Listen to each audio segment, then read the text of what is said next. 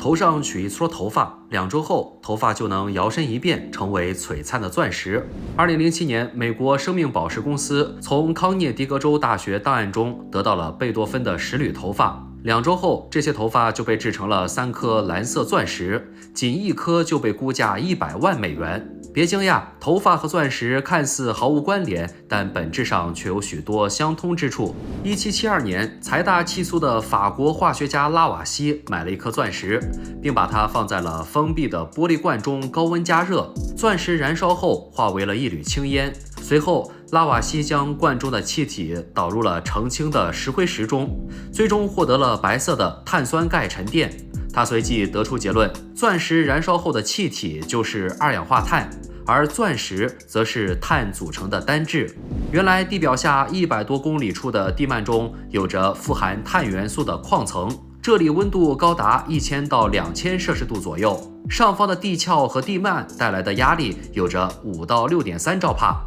碳原子在高温高压的环境中长时间贮存后，就会以一种稳定的晶体结构重新排列，这个过程被称为晶化。它将碳原子以共价键的形式连接在一起，最终变成了透明的钻石晶体。之后，随着火山爆发或其他地壳运动，钻石破壳而出，暴露在了地表，人类才得以发现并运用。这样来看，那是不是为碳元素提供高温高压的环境，就能将其转化为钻石呢？没错，早在1954年12月，美国科学家霍华德·特雷西·霍尔就用石墨粉成功创造出了人工钻石，这就为头发制作钻石提供了基础。头发中有着45%的含碳量，制作时先把头发磨成粉末，然后在1800度到3000度的真空高温环境下碳化，再进一步提纯去除杂质，将剩下的碳元素头发结晶放入液压机，接受高压的洗礼，接着将它放入6面顶高压高温装置系统中，经历2000度高温和6万吨的大气压洗礼2周后，就会形成钻石晶体。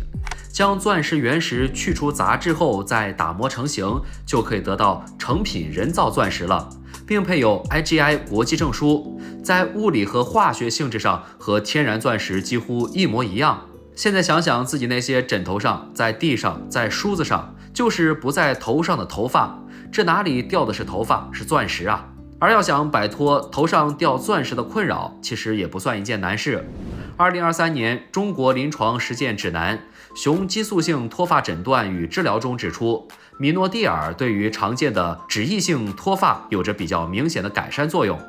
使用5%浓度的米诺地尔，每天涂抹在头皮脱发的部位，并按摩5分钟，能够刺激头皮的血液循环，延长毛囊的生长期，让原本处于休止期、奄奄一息的毛囊重新活跃起来，再次进入生长期。由于毛囊的新陈代谢加快，部分不健康的毛发会被提前代谢脱落，短暂出现掉发变多的情况，这是新旧头发替换的一个正常过程。如果头皮比较敏感，对于米诺地尔溶液所添加的丙二醇不耐受，可以选择泡沫制剂的，摒弃了传统的丙二醇助溶，能够提高头皮的耐受性，不用担心用起来会刺激到头皮。同时，泡沫的质地也能够更好的覆盖和附着在头皮的表面，药物和头皮的接触面积增加后，渗透性也会有所提高。研究表明，米诺地尔泡沫剂24小时的累计渗透量相当于轻型溶液制剂的18.9倍，起效时间由第一代的12周缩短到了8周。在中国的传统文化中，一直都有结发夫妻这样的说法，所以市面上就有人借此推出了结发钻石，用夫妻双方的头发共同培育，如此钻石也算是真正被赋予了纪念意义。如果有种钻石想法的朋友，请记得一定要养护自己的头发，维护自己的毛囊。